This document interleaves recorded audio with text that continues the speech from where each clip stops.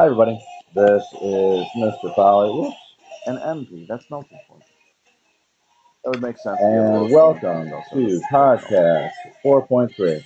We learn oxidation number, temperature reactions, which we've pretty much already done before, and balancing redox just a little bit. So let's hop to it. Polar covalent bonds aren't very different.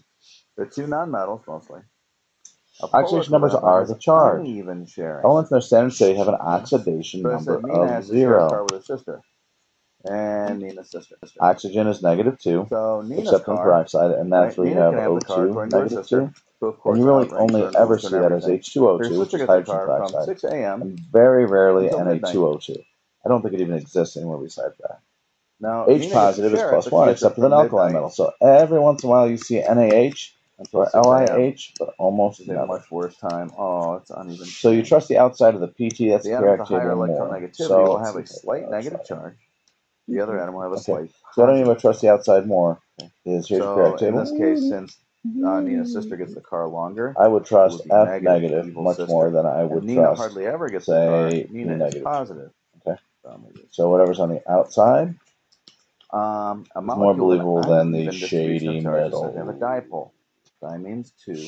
Examples: MnO4 -1. Okay, so oxygen, each oxygen is -2. To show you how I draw a double symbol. If I have 4 of them, that's -8. The partial charge. So what must manganese be? Something minus 8 equals -1. +7. There's only one. Points towards the negative side of the molecule. Manganese is +7. Polar covalent bonds dissolve in water. CRO. Okay. So I look at my periodic table. Oxygen is -2. Chromium must be +2. I'm sorry. Oxygen is an element at standard state. It's 0. O has. By the way, I just want to say again, over here, O is -2. Not -8. It's not the combination. Electronegative. So and that is always plus. That symbol to indicate it on that bond. H3PO4. Oh, and I want to show my deltas. Reactions. Each oxygen is -2. A little bit negative. I would trust the outside more, which are my H's. Oh, I don't know how to get rid of that. Each one of these is +1, so it's +3. And the O. +3 combined with something -8 equals negative. 0. This has a charge of 0. So this had to equal -1. This has a charge of 0 has to equal 0. So +3 +5 naming molecular compounds. So now, so hydrogen is 3. There's always 2 nonmetals, so we can figure out how to name them like this. P is 5. Prefixes. And you would say the +5. 1, 2, 3, 4, 5. That's just 4. Not quite. Types of reaction help us predict the products. Okay. Di don't accidentally put bi, it's di. Has no oxidation number change. Is 7. Octa is 8. Known as carbon dioxide gas with calcium. And then these compounds always end in I. So sometimes you see synthesis or combination reaction where no oxidation number changes. So if I have faster than you. CaO now you know plus CO CO2 is carbon monoxide. This is a gas. Whenever you have a gas, it helps that. Remember, gases are often smoosh. So no mono on the first one. We do use first prefixes, but no mono on the first one. And no double O's. It's not carbon monoxide. It's carbon monoxide. Decomposition where no oxidation number change. S is sulfur. NaHCO3 turns into Na2CO3. And do you see we're missing something? Well, it's going to have an H in it. Maybe it's hydrogen. Fluoride. Or maybe it's H2O. Both of those are reasonable. So what you have to do is figure out if it will balance. So both, notice how I just picked things that I've seen before. 5 is penta. Is there anything else we're missing? Penta. Is there anything else? HC, no, NaH, no, I don't see those very often. So let's see what we'd have to put in front of it. If I put 2 here, that would give me 2 sodiums. So for the first one, and then I need another carbon. Di, right? Xenon. Oh, look. So I'd need 2 hydrogens. Octa. So hey, that looks good. Bromide. And then so another carbon. Noble gases typically 6 oxygens. This only has 3. So well, I'm not going to do that anymore. Is a covalently bonded molecule, and it's called precipitation. No oxidation number change. Oh. Barium nitrate and potassium sulfate. Nitrogen. Redox oxidation number. Monosulfide. S. Notice I did use mono on the second one. Notice how it ends in ide and sounds good. Types of redox. Nitrix dissolves most metals. And the products are the metal ion and no. And in reality, it's also possible to have NO2 as a product. Deca, 10. Nitrogen. Iron metal reacts with copper 2 sulfate. So if I have iron metal reacts with copper 2 sulfate, Cu plus 2 plus SO4, convey the arrangement of atoms. Solution. Structural formula. Iron sulfate is not a Structural precipitate. We're going to give you a list of molecular sulfate formulas gives the precipitates. count of atoms. So that means that these Molecular guys must formulas. change charge. So iron is a would metal, be so it can only become positive. So let's say C2. iron becomes Fe plus 2. So if its charge goes up, what must happen to copper's charge? That's all. It So this must just go comes down. up. So it will either turn to C2, Cu, no charge, H6. or 1, Cu. 2, 3, 4, 5, 6. Methane I'm a combusts. good counter. I'm very CH4. good at counting. That's methane. Plus O2 yields.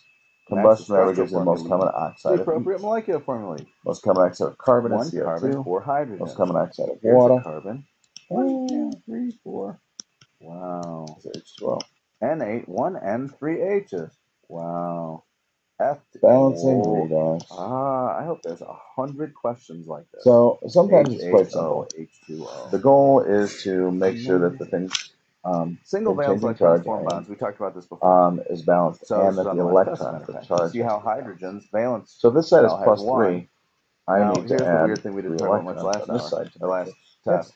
If you have 1, Okay. carbon has 3 4 minus, single 3 electrons. plus. It doesn't have 2 pairs. Carbon will On this side, have copper 4 is 0. single electrons. Copper plus So 2 it'll is 2. I need 2 electrons. So over given here. a structure like this, you should be Now able when to these figure out. combine, There's a I bond, need to use my bonds, 3 multiple bonds. to make sure my electrons are 2 bonds. 2 bonds. Okay. So whoa. And then notice if you're in the same So family, the overall you reaction, form the same number of bonds. Overall reaction for this one would be Easy peasy. 2 Fe plus 3. There are 3 types of Plus covalent bonds. 3 copper. Type 1. Yield. Now 2 remember Fe, before we have polar and charge, non-polar. Here plus is, I guess we'll 3 call this type 2. whatever. So notice how the charges the other have to types balance. is single Plus bonds. 6 over here. But Single bonds share I forgot to multiply 2 by 2. electrons. They're the longest, and they're the weakest. Plus 6 over here. Plus 6 over here. Okay. And you do need those, or else the charges won't balance. And you'll be wrong. Here's the single bond. So notice Balancing redox, longer. we'll do this 135 in is longer acid. than those. And it would also be. So if I have MnO4 turns into MnO2. Double bonds share. I'm going to 4 rewrite electrons. this because I should have substituted. So what that would look like is if I had MnO4 carbon negative and started out with turns into this. Mn. Carbon can put. So manganese is changing 2 electrons charge. right here. Plus 2 over here. And then if I had and here each oxygen is negative 2.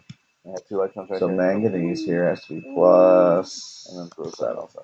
So it goes from plus 7 to plus 2, so it changes charge. This is the half reaction. So to balance this, to balance this, I need to balance my oxygen. Now this is in acid. Okay. Balance my oxygens everywhere I have available in acid, H positives and H2O. Remember, acids are dissolved in water. Their strength. So if I have 4 oxygens, I'll add 4 H2O. Longer than the triple. That gives me 8 hydrogens. Shorter than the double. As far as the strength goes, this is strength. You don't need to copy on this chart, but you do need to realize that this works. So now my manganeses so the energy to break are balanced. Is my oxygens are balanced. My hydrogens are balanced. I just need to balance the charge. So I know how to make this thing go. Double bonds share 6 electrons. This shows the 6. So this side is plus 8 minus 1, which is plus 7. This side is plus 2. Come on.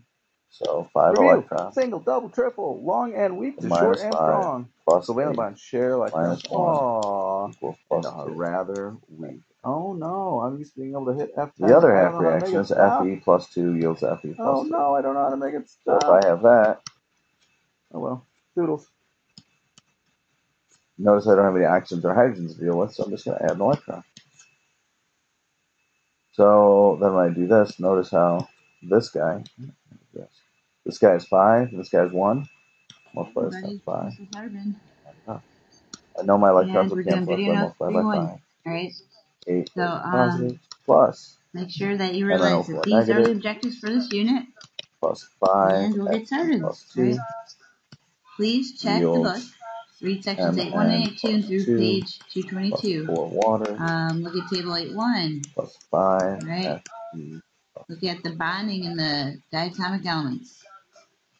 Alright, so I got another one here, so let's see if I have any. Try to find out I hope I do. what these atoms do with their electrons in order to explain chemistry. So here's another half and reaction. And bonding. So here we go. Stability occurs when a valence shell is full. The sodium has 1 outer electron, chlorine has 7. If sodium transfers its 1 to chlorine, now sodium has a full outer shell. Fluorine has a full outer CN shell. negative to CNO. And that's why the chemical CN bond. negative That's one kind of bond called ionic. And then acid again. Next chapter, so, here we are with this and it'll chapter. tell you. Here's fluorine. So to balance my oxygens, I'll add water. And if one fluorine atom shares one outer electron with another fluorine atom, sharing those electrons fills the outer shell of that fluorine and the outer shell of that fluorine. Plus 2, called minus 1, a plus 1. covalent bond. Plus 2 electrons. And that's then I have what the MnO4 turns into MnO2. Okay. So we're going to use a representation of atoms and their valence electrons to help us make models of what we think what the charges are. Molecules look like. You can represent molecules, you can represent ions, you can represent atoms. So step 1, find the atom on the periodic table. So MnO4 to MnO2, I need 2 Step 2, use dots for valence electrons like so. To get Let's put this example in your notes. We're going to do the element nitrogen. Where on the periodic table is it? It's in group 5A, so it's 5 valence electrons. So you put the this side valence electrons around it as if it were a plus box. 3. Right? This side is 0. And so this is the dot structure for nitrogen. Put Combine another them all example up in your now. notes. Let's do sulfur. Sulfur is at group 6A, so it has 6 valence electrons. So put 1 around each side until you have to double up. So right down here. So this is the dot structure for sulfur. There's the dot structure for nitrogen. Plus 3CN negative. So the Lewis dot structures for the representative elements are written here. Plus 2 you can see, all of these are in group 1, they have 1 valence electron. Group 2, 2 valence electrons. Group 3A, 3 valence electrons. 4A, 4, 5, 6, 7. Look, group 8A, 8 valence electrons, except for helium, which only needs 2. So how do you decide how many bonds an atom can make? Well, once you have its dot structure, you count the single dots in the dot structure, and those are bonding sites. So let's look at hydrogen. Oh, there it is. How many single dots does hydrogen have? 1. So hydrogen can make 1 bond. Let's look at fluorine. Here's fluorine. Fluorine has 1 single dot, so fluorine will probably make 1 bond. Let's look at nitrogen. All of those nitrogen has 3 single dots, so nitrogen can probably make 3 bonds. Positives and this is just a prediction based on the dot structure. So single dots are bonding sites. So my final sites. answer is 3CN negative. We can draw Lewis dot structures for things bonded together. So if we want to draw Lewis dot structure for water, we draw the dot structure for the atoms. Plus right? And we look for which one can make the most bonds. So oxygen has 6 valence electrons. So hydrogen has 1 valence electron. So because oxygen has 2 single dots, it can make the most bonds. So it's going to be the atom in the middle of our molecule. Type saturation, there's 3 types. Saturated, full. And then we put unsaturated, the hydrogens in places where oxygen and is supersaturated. And then we retry, showing that a single saturating and cooling. 2 dots between atoms become a bond. And a bond is 2 electrons. Okay, so single dots become, not single dots, but bonds. That's a solution-like stuff. There we go. Valence electrons. Solution. There's 2 between atoms. A suspension has huge particles that settle. Okay, let's try H2S. Particle. Sulfur has 2 single electrons. Settle. Hydrogen has 1 single electron. So put the hydrogen. And colloid has medium particles. Oops, hydrogen. Oh no, that's a mess. It makes for the Tyndall. So see how I put a little laser beam here? Laser. And you can see it. Hey, it's right there. So it's a solution. If I have a laser beam here, you can't see it. Let's do diatomics. Diatomics are atoms that we're done. each other to make Plus UH is for bases. We're all in that class. Let's do the diatomic element. Full, unfull, and overfull. Tyndall effects for medium particles. And we're done. Toodles.